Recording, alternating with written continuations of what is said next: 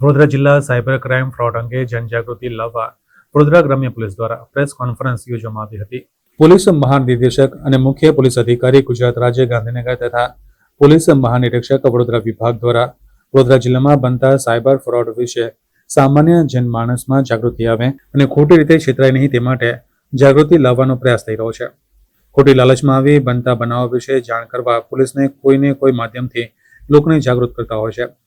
ગ્રામ્યજન છેતરાય નહીં તે માટે બનતા બનાવો વિશે માહિતગાર કરવા સમયાંતરે આ પ્રકારના કાર્યક્રમો યોજતા તથા દૈનિક સમાચાર પત્રના માધ્યમથી સાયબર ફ્રોડ કઈ રીતે બચી શકાય અને જો કોઈ ભોગ બન્યું હોય તો શું કરવું જોઈએ તે માટે પ્રેસ કોન્ફરન્સ યોજવામાં આવી હતી, જેમાં સૂચના આપવામાં આવી હતી. જેમાં HB ચાવડા, ઇન્ચાર્જ પોલીસ અધિક્ષક વડોદરા ગ્રામ્ય, વડોદરા નજીકના વિસ્તારો, વડોદરા શહેરના પ્રેસ મીડિયાના મિત્રોને તેમની કચેરી આમંત્રિત કરી સાયબર ફ્રોડથી કઈ રીતે બચાવ કરી શકાય અને સાયબર ફ્રોડનો ભોગ બનનાર કઈ રીતે હેલ્પલાઇન નંબર 1930નો ઉપયોગ કરી પોતાના નાણાં પરત મેળવી શકે છે તેની સંપૂર્ણ વિગત આપી હતી.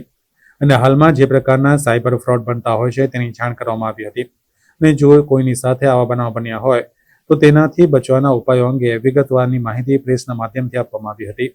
તેમજ આ બાબતે જાગૃતિના ઘણા બધા કાર્યક્રમો પણ યોજવામાં આવે છે અને તમામને જાણ કરવામાં આવે છે. જ્યારે પણ ભાઈ કોઈ આવો ફ્રોડ થાય તો તાત્કાલિક સરકારશ્રીના હેલ્પલાઇન નંબર જે 1930 છે એના ઉપર આપણને જાણ કરે, જેથી કરીને આપણે તાત્કાલિક બ્લોક કરી શકીએ.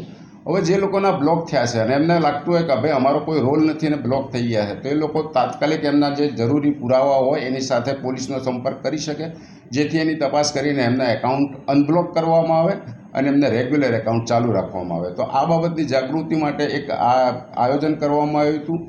અને આપ સૌના માધ્યમથી તમામને મારી અપીલ પણ એવી છે કે આજના જમાનામાં જે ઓનલાઈન ઉપયોગ થઈ રહ્યો છે તો ખૂબ સાવચેતી કરવાની જરૂર છે કે લોકો લાલચમાં આવીને કોઈ પણ OTP આપી દે છે અથવા કોઈ લિંક ઓપન કરી દે છે કે જે કાયદેસર હોતી નથી ને જેના કારણે પછી એમનું એકાઉન્ટ જતું રહે છે અને ભોગ બની જાય છે. તો કોઈ પણ ઓનલાઈન ટ્રાન્ઝેક્શન કરતાં પહેલાં ખૂબ સાવચેતી રાખે એવી પોલીસ તરફથી આપ સૌને સૂચનાઓ.